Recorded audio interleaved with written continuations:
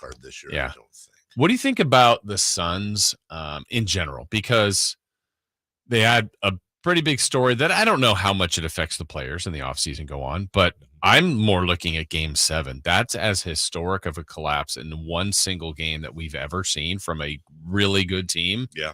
That's, to me, is more scarring than – I don't think the Robert Sarver stuff – there's an impact, but I don't think it really affects the team playing games. I will tell you. Is it a motivator or is it – I'll tell you this much. Shook. So I got a buddy, went to Tahoe about a week and a half ago. Put it all on the Suns to win the title this year. Really? So it feels that's a motivator. Oh, I think there is no team that has more motivation. Not only do you have the whole Sarver thing and everything that they've dealt with, but you have done nothing but have to hear, read, and see about the home collapse against Dallas. And you led the league in wins last year. Yeah. Now, is the Ayton thing a thing? Ayton's got a chip on his shoulder. But, I mean, it just seems like he's not happy. I don't necessarily know that he is, which is weird because he just became generationally wealthy. Yeah. But even if he's not, I don't think he's going to sulk it away. I think DeAndre Ayton with a chip on his shoulder is actually an even better player than he was last year. I can't speak to Chris Paul and Father Time. That's something that we can't control, just like we can't control injuries. But Chris Paul into Devin Booker, Mikal Bridges, DeAndre Ayton, and then I guess they'll go Cam Johnson or Saric or somebody there. But it's not a deep team per se, and Jay Crowder being lost isn't going to help that. But I think there's no team in the NBA, I mean, maybe Brooklyn, that feels like they have more to prove. You could argue that LeBron James and the Lakers are going in angry. You could argue that Kawhi Leonard still wants people to know how good he is, but then you could also argue that Kawhi Leonard doesn't even care at all what people think and would rather watch TV at home or whatever he does. I mean, you can go through the list and see, Luka Doncic, is he Euro James Harden? Is he great at putting up awesome numbers, but not really a factor in the playoffs deep? Which I don't believe, by the way, anymore.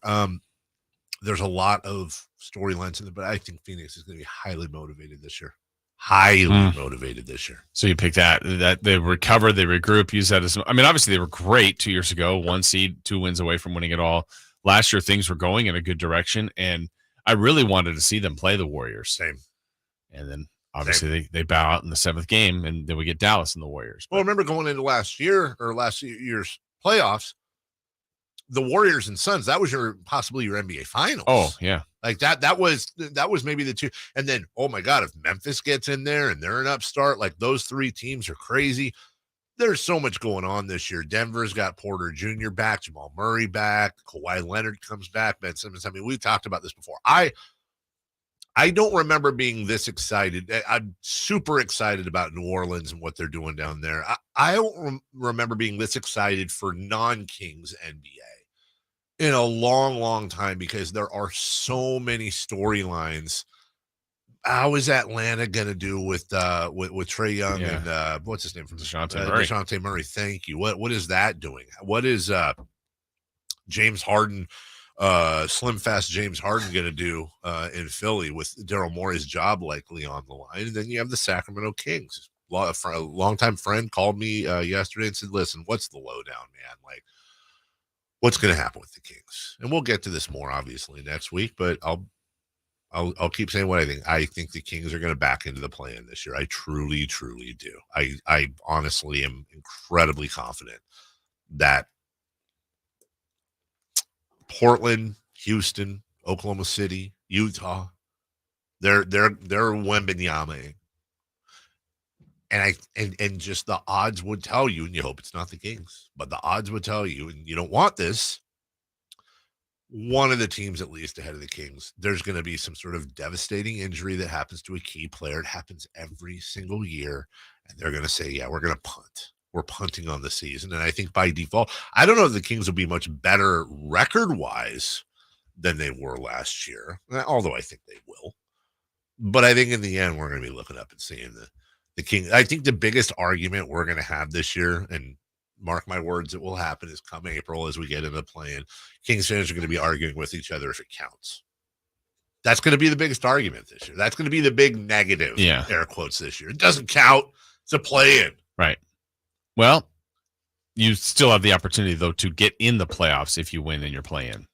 But if they make the play-in and they lose that they make the play-in but don't make the playoffs. Now, we know that doesn't end the streak. Right. So that's a successful year for you. Again, I think now that's where you go context. I had said the last couple of days when people said, what's keeping the Kings out of the playoffs the past couple of years has been the West. I say, no, it's been the Kings. Yeah. The bottom of the West is left it wide open. The Kings have needed like 34, 35 wins to be a play-in team. Right. That's very reachable. People have left the door open. So if that bar is lifted considerably, let's say, and let's put the Kings as a play-in team, no matter what seeding that is, and that's 45 wins, and they're out, I think I'd feel good about that. Now, you want them to, that's a significant jump. And then you would also feel like, okay, it's a new coach.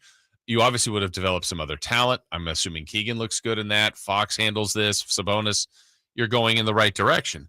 But if it's, hey, they got to the play-in because everybody Wembanyama and they were 32 wins in the 10th seed and went out in the first day losing on the road to the 9th team, it's like, it's not very successful to me. Which is, they won 30 games last year, 30 and 52. And missed by what?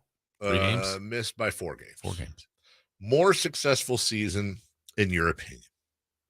The Kings, which is what I think they're going to do. The Kings finished with 35 wins and make the play-in, which they would have made the play-in last year by a half game with 35 wins over the Spurs. Kings win 40 games and miss the play-in. Which is a more success? Which would you rather them see from a long-term standpoint? The 40, yeah. But then I would go the West. That's the time I say the West kept him out because 40 is. You're basically a 500 team. You've improved. Right. There's probably some good stuff along the way. There'll be frustrating things, and we'll go, oh, remember that blown 20-point lead in the fourth quarter? If they just won that game, and then this or this injury, there could still be the woulda, shoulda, couldas. But you want progress. Certainly you want results. You would love to see them in the postseason, but they got to get better in a lot of different categories. Remember when they blew that lead overtime to the Spurs? That was years ago. I still remember that overtime game. That ticked me off. We'll take a break.